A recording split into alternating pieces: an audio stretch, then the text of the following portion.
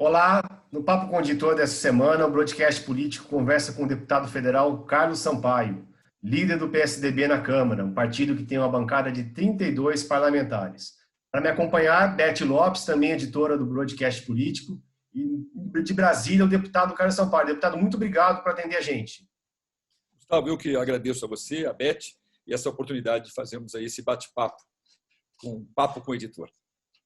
Deputado, com o presidente Jair Bolsonaro consolidando uma base governista com o Centrão, em troca de cargos no governo, qual que vai ser a posição do PSDB na Câmara a partir de agora? Bom, na verdade, o PSDB vai continuar com a mesma postura.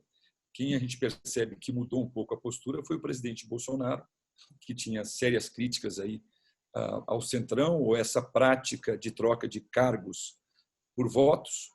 E, portanto, eu acho que essa pergunta seria melhor respondida por ele, o porquê da mudança de postura dele. A do PSDB é a mesma. Só para dar um dado concreto, ano passado o PSDB votou em 85%, 87% das vezes favoravelmente à pauta econômica, à pauta liberal ou desenvolvimentista do governo Bolsonaro. E nunca fez isso trocando por absolutamente cargo algum. Então, aquilo que for do interesse do país, o PSDB vai estar apoiando. O PSDB não faz parte da oposição, o PSDB não integra o governo, não tem cargos no governo e nunca pediu que tivesse, e vai continuar com essa mesma postura que eu acho importantíssima, ou seja, com independência para poder fazer aquilo que é importante para o país, sem que nós tenhamos que barganhar diante deste ou daquele fato concreto. Sim, deputado, o PSDB, algumas lideranças, nós estamos vendo aí o próprio governador João Dória, o ex-presidente Fernando Henrique Cardoso, baterem na tecla, assim, defendendo a saída do presidente. O ex-presidente Fernando Henrique falou até que seria melhor ele renunciar, né, do que ser tirado do posto. E há um embate, claro, aí o governador João Dória, né, obviamente, não publicamente, mas defende sim o processo de impeachment, os dois aí, né, num embate, e o Dória vem falando que qualquer iniciativa cabe ao parlamento. Como é que está a bancada do PSDB com relação a este assunto? Veja, Beth, quando os fatos aconteceram da demissão do ex-ministro Moro, os fatos, evidentemente, foram graves. As afirmações por ele não foram afirmações feitas por qualquer ministro, mas um ministro que tem a estatura moral e a história que ele tem e entrou para o governo por conta dessa sua história. Então, o PSDB não poderia se curvar nem se quedar aí inerte diante da dimensão das afirmações feitas. O que fizemos? Propusemos uma CPMI, uma comissão parlamentar mista de inquérito, Câmara e Senado, para que os fatos ditos pelo Sérgio Moro pudessem ser aferidos e confirmados, porque se fossem confirmados naquele formato, nós teríamos em tese a prática do crime de responsabilidade. Por que não propusemos e não apoiamos a iniciativa do impeachment? Porque o impeachment é um crime jurídico-político que tem uma conotação jurídica, sem dúvida, mas também tem o seu momento político para a propositura, e não temos esse momento hoje, a meu sentir, em hipótese alguma, é o sentimento também da bancada, e, portanto, propormos um impeachment nesse momento seria única e exclusivamente para gerar uma instabilidade institucional, que é tudo que o Brasil não precisa nesse momento de pandemia. Mas isso não quer dizer que o fato não tenha gravidade e não precisa ser verificado. Se vocês me perguntarem hoje, e a CPMI, como é que está? Eu, como já participei de várias CPMIs, Beth, eu sei da sua importância. Só que, concomitantemente ao nosso pedido, o Procurador-Geral da República propôs uma investigação com o mesmo foco, com o mesmo objetivo, apurar as denúncias feitas pelo ex-ministro Moro.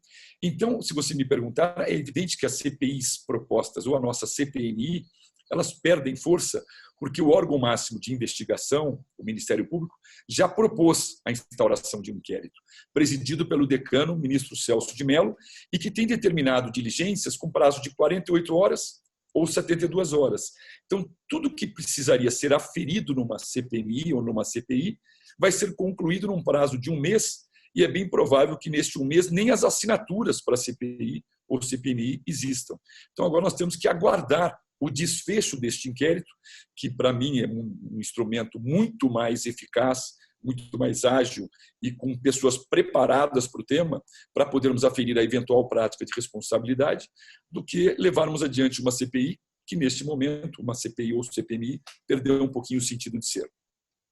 Deputado, e como que a bancada do PSDB avalia essa condução do governo Bolsonaro e do próprio presidente em relação a essas crises sanitária e econômica que ocorrem durante a pandemia da Covid-19, principalmente o conflito diário que o presidente Bolsonaro tem tido, né? Hoje, o presidente, em reunião com empresários da Fiesp, voltou a atacar o governador João Dória, que é do partido, disse que ele decide pelo Brasil, enfim. Como é que o senhor avalia, e a bancada do PSDB avalia tudo isso? Gustavo, para ser bem franco, acho que a postura do governador Dória tem sido a postura dos governadores do país, independentemente de a sua posição ideológica ou partidária. E, aliás, tem sido a postura dos governantes de todo o mundo. Então, não dá para concluirmos que o presidente Bolsonaro, nesse ponto, está certo e o resto do mundo e todos os governadores do Brasil estão errados. O que movem os governadores? O sentimento de que a questão da saúde deve prevalecer neste momento a economia e, particularmente, que toda a sua condução, a condução do que fazer ou de como proceder, tem que ter uma natureza científica e não apenas você falar ou jogar com palavras para agradar A ou B. Nós defendemos o isolamento e por uma razão muito simples, Gustavo. Não se tem como você ter UTI para todos que se infectarem se não houver o isolamento. É uma questão lógica, até numérica. Cada vez que as pessoas perguntam, Gustavo, mas veja, vocês disseram que dia 10 de abril, vocês que eu digo parte da comunidade científica, que 10 de abril seria o ápice, depois dia 20 de abril, depois dia 10 de maio, e agora 31 de maio. Por incrível que pareça, quanto mais você avança sem chegar no ápice, é motivo de vitória e não de derrota. Por quê? Porque nós estamos conseguindo achatar a curva. O Davi Uip deu um exemplo muito importante. Ele falou assim, a montanha todos nós vamos subir, mas não queremos subir um Everest. Ou seja, é importante o isolamento para que tenhamos condições de chegar no momento que vai haver um declive, vai ter uma descendência dessa curva, e essa descendência é que vai efetivamente implicar na flexibilização do isolamento.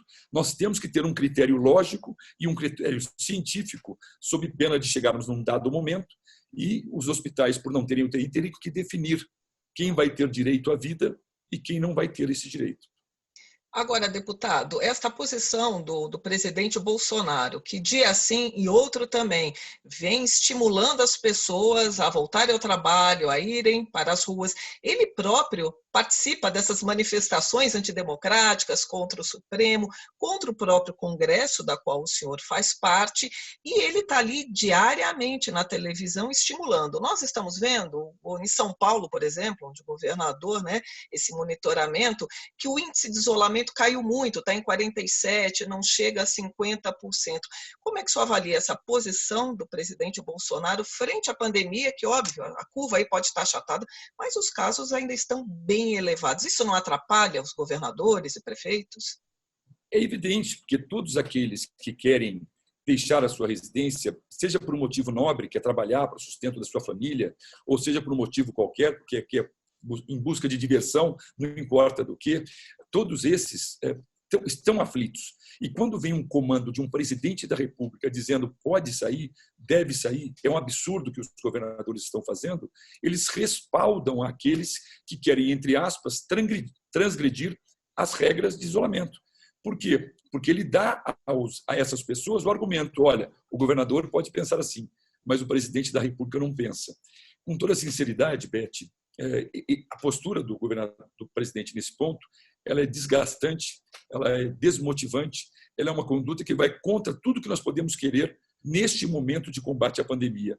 Mas, se puder ou houver a possibilidade, de novo, de um diálogo entre o presidente e os governadores, eu defenderei esta tese, porque eu acho que tudo é válido, buscar o entendimento, construção de pontes, chegar a um meio termo, tudo é válido, quando o que está em jogo é o combate ao vírus e, particularmente, paralelamente, criar mecanismos que diminuam o impacto da doença na economia. Deputado, voltando um pouquinho para a questão da bancada, o PSDB já foi a maior bancada da Câmara no passado, O partido perdeu alguns deputados, né, nas eleições de 2018, e hoje a gente vê a consolidação de um bloco gigante com um centrão, né, a gente no maior bloco da Câmara. O PSDB estuda ou trabalha junto com outros partidos e outras legendas para formar um bloco alternativo ao centrão e aos outros partidos, para defender aí os projetos de interesse que esbarram na agenda do governo, deputado? Gustavo, isso aconteceu como que naturalmente. Não existe a formação de um bloco, digamos assim, formalmente ou informalmente, mas foi uma decorrência de movimentos políticos que é inquestionável. Veja, nós temos o PT, um dos maiores partidos, e o PSL. PT na esquerda, o PSL dividido na direita. Então, eles não estão nem num nem em outro grupo. Nós temos o centrão, que é o PL, o PR, o PSD e o PP, que foram para o governo. Estou dizendo dos 10 maiores partidos. E os outros 3, DEM, PSDB e MDB, não foram para o governo. Então, essa divisão aconteceu naturalmente. Me perguntaram hoje pela manhã se isso era porque nós queríamos fazer um bloco para cuidar da sucessão do presidente Rodrigo Maia. Aliás, me perguntaram até mais, se ele seria o candidato à reeleição, e nós estávamos pensando nisso.